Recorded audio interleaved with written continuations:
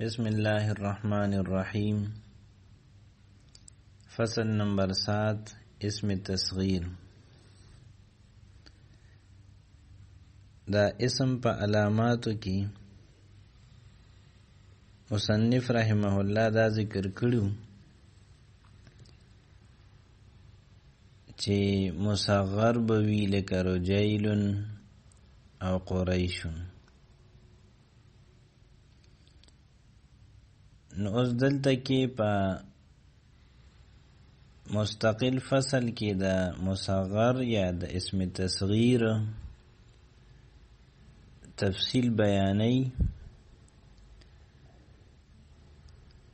فرمائی اسم تصغیر جو اسم میں چوٹائی یا حقارت یا پیار کے معنی ظاہر کرے اسی اسم تصغیر کہتے ہیں. کم اسم چی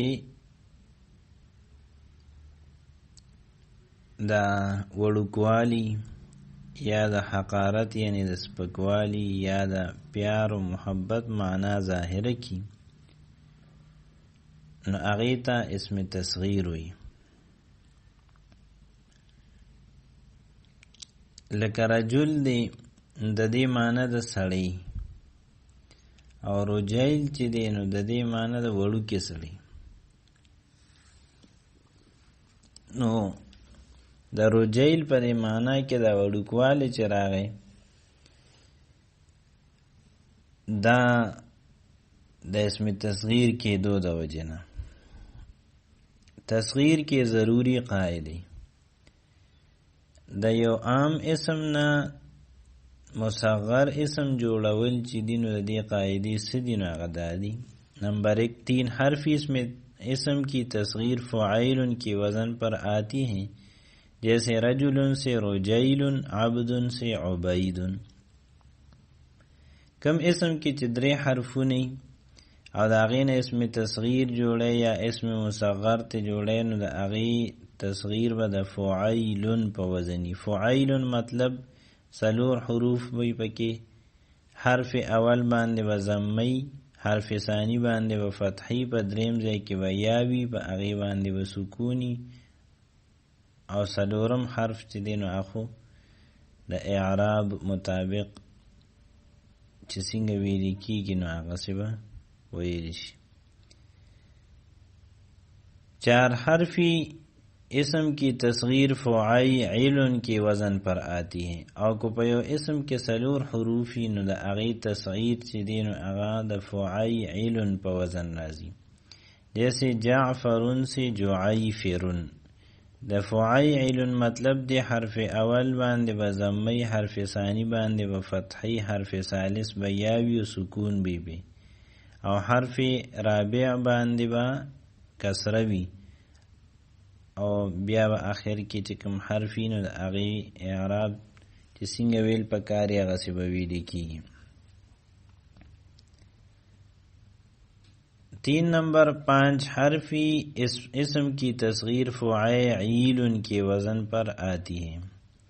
چکم اسم کی 15 حروفی دا اغین مصغر جوڑے نو دا اغی تصغیر دا فعیل پا وزن رازی. فعیل مطلب دی چه حرف اول باندے و زمی، حرف ثانی باندے و فتحی، بیا و یا ساکنوی او بیا و حرف رابع باندے کسروی او حرف خامس چی دی بیا و یا ساکنوی او آخر کی و بیا حرفی. بشرط یہ کہ اس کا چوتھا حرف مد ولین نہ ہو. پدی شرط باندے چی د دی سلورم حرف چی دینو اغا مد لین ہو، حرف مد وی یا حرف لین وی. حرف مد او حرف لین ستوی نو حروف مدہ دا دری دی، الف، واو او یا. الف اغی توی چی پا اغی نا زبری، نا پی زیری، نا پی پیشی او نا پی جزم و سکونی. لکه قال کی دا قاف نه بعد دا الف دی دیتا الف مد وی. او دویم نمبر دی یای مده. یای مده هغه یا ته وایي چې پای سکون او د هغې نه مخکې زیری لکه قیله، او واو مده هغه واو ته وایي چې په هغې سکون او د هغې نه مخکې پیشي لکه یقولو یا اقولو. او لین چې دی نو دا دوه حروف دي، و او یا باندې چې کله سکونی او د دې نه مخکې زبر راغلی لکه قول بیع. نو حروف مده درې دي، الف ساکن به جټکی چې مخکې ته زبری لکه قال، یا ساکن چې مخکې ته زیری لکه قیل، و ساکن چې مخکې ته پیشی لکه اقولو. او لین چې دی حروف لین دو حروف دی، و ساکن چې مخکې ته زبری لکه قول، یا ساکن چې مخکې ته زبری لکه بیع. نو دا 15 حروف شو، 15 قسمه. نو چې کم اسم کې 15 حروفی او د هغې کې څلورم حرف یا حرف مدی یا حرف لینی، نو د دې اسم تصغیر چې دی نو د فعیل په وزن برازي. جیسے قرطاسن سے قریطیسن، په دې ځای کې قرطاسن کې 15 حروف دي او څلورم نمبر حرف په دې کې الف دی، او الف چې دی دا حرف مد دی. نو په دې کې دوه شرطونه موندلی شو، یو دا چې 15 حرف والا اسم دی، دویم شرط پکې دا دی چې څلورم نمبر حرف پکې حرف مد دی. نو د دې اسم تصغیر به اوس د فعیل په وزن راځي، قریطیسن. اور اگر چوتھا حرف مد ولی نہ ہو، او که چرته کې یو اسم کې 15 حروف دي لیکن څلورم نمبر حرف په هغې کې حرف مدم نه دی، حرف لینم نه دی، تو اس کا 5واں حرف حذف کر کے تصغیر بھی فعیل کے وزن پر کرتے ہیں. نو د هغې 15م حرف چې دی هغه به حذف کی او د دې تصغیر به د فعیل په وزن باندې وکړي. جیسے سفرجلن سے سفیرجن، سفرجلن کې 15 حروف دي او په دې کې څلورم نمبر حرف جیم دی، نه حرف مد دی نه حرف لین دی. په دې وجه په دې کې مونږه اسم تصغیر جوړولو کې لام حذف که آخری حرف 15م حرف. او سفیرجن اسم تصغیر د دې راغی د فعیل په وزن، او د دې اسم تصغیر چې دی نو دا د څلور حرفی اسم د اسم تصغیر په شانتی راغی. فائدہ: مؤنث سماعی کی تھا تصغیر میں ظاہر ہو جاتی ہے. یو اسم دی هغه مؤنث دی او د عربو نه د هغې سما داسې شوې ده چې دا مؤنث دی، باقی د ظاهري قاعده او قانون مطابق د هغې پته نه لګي چې دا مؤنث دی. او په هغې کې یو تا دا د تانیث علامت دی، خو په هغه حرف کې دغه تا ښکاري نه. نو کله چې د دې نه اسم تصغیر جوړیږي نو دغه تا د تانیث په دې کې ظاهریږي. لکه ارزن، ارزن چې دی د دې د عربو نه داسې سما شوې ده چې هغې دا ارزن چې دی دا مؤنث استعمالوي. اوس کله چې د ارزن نه اسم تصغیر جوړیږي نو دا چې کوم مؤنث استعمالیږي په دې کې کومه تای تانیث پټه ده، نو هغه تا به په دې کې ښکاره کېږي، ځکه ارزن په اصل کې ارزتون دی.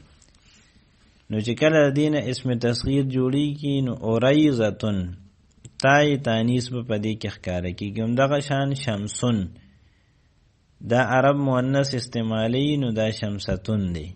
نو چې کله د دې نه اسم تصغیر جوړیږي نو شمیستون به ویل کېږي. فائدہ نمبر 2: جس کا آخری حرف حذف ہو گیا ہو وہ تصغیر میں واپس آ جاتا ہے. او دا کم اسم چې آخری حرف آغا حذف شوی وي نو هغه په تصغیر کې واپس راځي. جیسے ابن سے بنیون، ابن اصل میں بنون تھا، لکه د ابن نه بنیون، نو ابنون چې دی دا په اصل کې و بن ون، نو دا درې حرفي اسم دی. چې کله دې نه مونږه اسم تصغیر جوړو نو د دې نه مونږ دا فعیلن په وزن باندې اسم تصغیر جوړ کړ، ځکه چې دا درې حرفي اسم دی. نو بنی ون ته جوړ شو.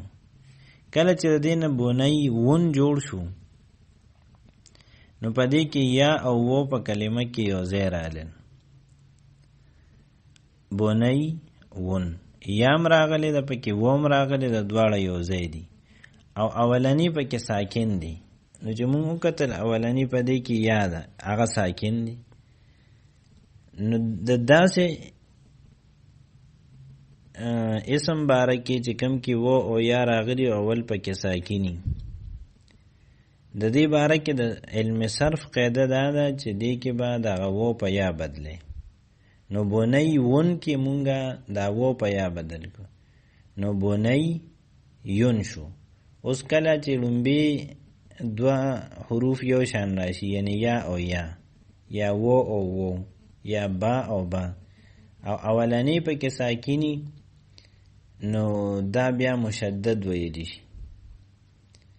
نو مونږه بنی یون دا مشدد کو بنی یون اوس ویلی کیږي، یعنی دواړه یاګانې یو یا لیکلی کیږي او د پاسه پی تشدید لیکلی کیږي. نو پدې کې چې کم وو حذف شو نو هغه د تصغیر په وجه باندې دوباره راغی، بنی ون شو.